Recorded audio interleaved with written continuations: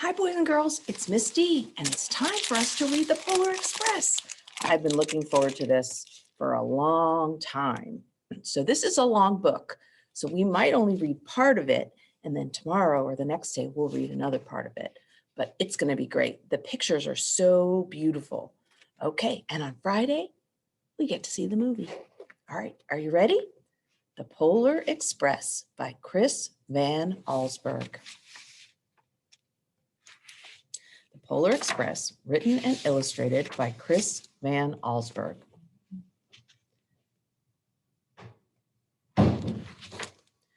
On Christmas Eve, many years ago, I lay quietly in my bed.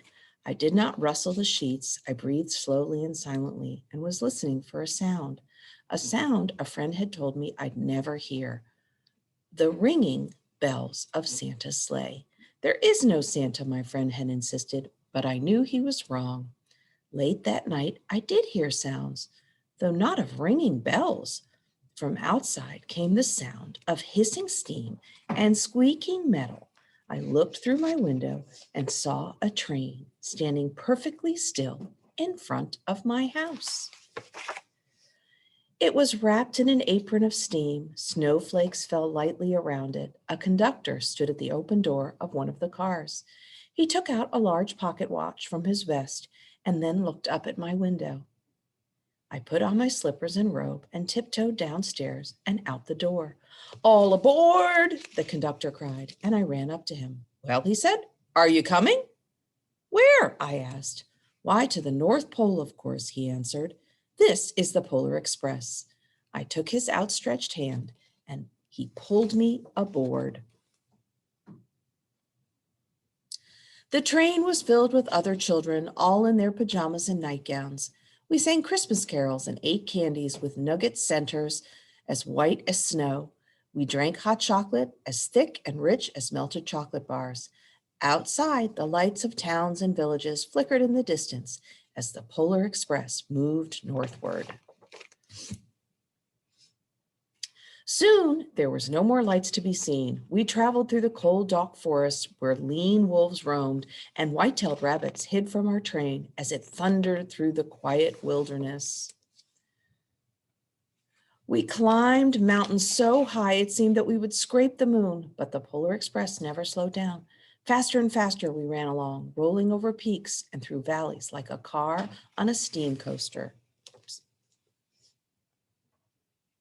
The mountains turned into hills, the hills to snow-covered plains. We crossed a barren desert of ice, the great polar ice cap. Lights appeared in the distance. They looked like the lights of a strange ocean liner sailing on a frozen sea. There, said the conductor, is the North Pole. The North Pole. It was a huge city standing alone at the top of the world, filled with factories where every Christmas toy was made. At first we saw no elves. They are gathering at the center of the city, the conductor told us. That is where Santa will give the first gift of Christmas. Who receives the first gift, we all asked. The conductor answered, he will choose one of you. Look, shouted one of the children, the elves. Outside we saw hundreds of elves. As our train drew closer to the center of the North Pole, we slowed to a crawl. So crowded were the streets with Santa's helpers. When the Polar Express could go no further, we stopped and the conductor let us outside. We passed through the crowd to the edge of the large open circle. In front of us stood Santa's sleigh. The reindeer were excited. They pranced and paced, ringing the silver bells that hung from their harnesses. It was a magical sound like nothing I'd ever heard. Across the circle, the elves moved apart and Santa Claus appeared. The elves cheered wildly. He marched over to us and pointed to me and said, let's have this fellow here. He jumped into his sleigh and the conductor handed me up. I sat on Santa's knee and he asked, now, what would you like for Christmas? I knew I could have any gift I could imagine, but the thing I wanted most for Christmas was not inside Santa's giant bag. What I wanted more than anything was one of the silver bells from Santa's sleigh. When I asked, Santa smiled. Then he gave me a hug and told an elf to cut a bell from the reindeer's harness. The elf tossed it up to Santa. He stood, holding the bell high above him, and called out, "The first gift of Christmas." A clock struck midnight. As the elves roared their approval, Santa handed the bell to me, and I put it in my bathrobe pocket. The conductor helped me down from the sleigh.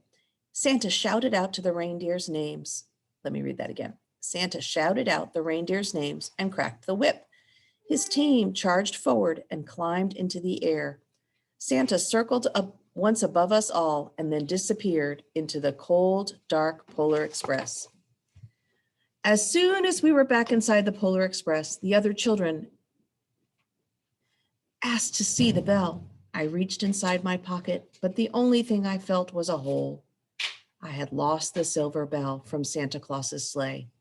"Let's hurry outside and look for it," one of the children said, but the train gave a sudden lurch and started moving, and we were on our way home. It broke my heart to lose the bell. When the train reached my house, I sadly left the other children. I stood at my doorway and waved goodbye. The conductor said something from the moving train, but I couldn't hear him. "What?" I yelled. He cupped his hands around his mouth. "Merry Christmas," he shouted, and the Polar Express let out a loud blast from its whistle and sped away. On Christmas morning, my little sister Sarah and I opened our presents. It looked as if everything had been unwrapped.